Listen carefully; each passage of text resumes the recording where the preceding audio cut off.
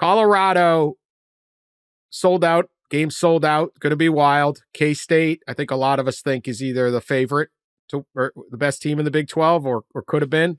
Could be. We'll see. This is a monster game for Colorado. Are they the team that's won 4 games? Are the team that did not look competitive against Nebraska? Classic Deion Sanders press conference this week. Spent half of it talking about baseball, declaring not to compare him and Travis Hunter as who's the better athlete. I would still give that to Prime. Love you, Travis, but yeah. See that video emerging of Travis Hunter, though, doing like NBA dunk contest level dunks? Good Lord.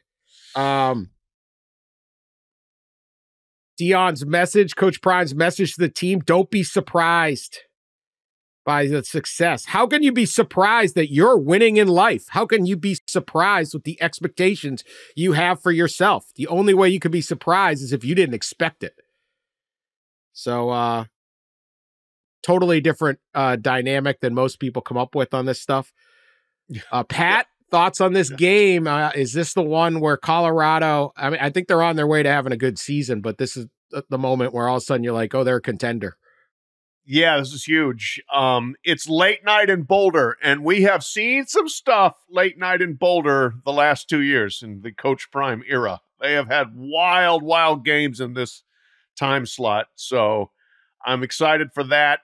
It is, you know, the extreme style of Colorado and the complete lack of style that is almost like Kansas State's vanity is its lack of vanity. Like, we are substance. We don't go, no gimmicks, no nothing. Chris Kleiman, you know, salt of the earth, meat and potatoes up from North Dakota State. I think this comes down to whether Avery Johnson takes care of the ball for Kansas State and they run successfully against Colorado. Colorado's run defense is much better this season so far than it has been last season, but I expect Kansas State to be fully dedicated to running the ball. And if Colorado can slow them down enough and then turn this into a bit of a catch us if you can game where they're scoring and K-State has to keep up, then the Buffs could pull this off. But if it's K-State dictating tempo, grinding it out, run all night, and Colorado can't stop them, then the Wildcats are going to win and potentially win handily.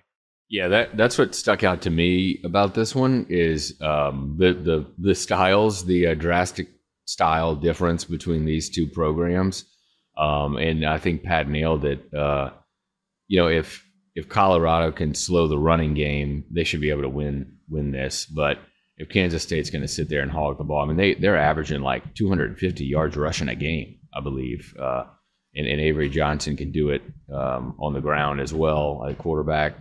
So I have a hard time believing until I see it that Colorado's line on the lines can hold up enough to slow down Kansas State's rushing attack.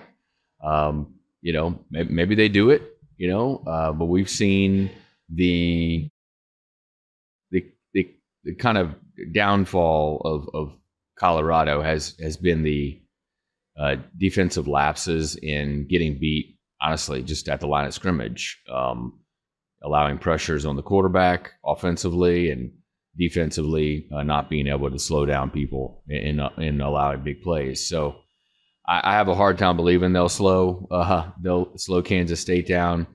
And look, as good as Colorado's been with, you know, Shedeur and Travis Hunter and all that, they still can't run the ball themselves. And I think that's still going to be a problem, especially when you face a team that's going to hog the ball as much as Kansas State is.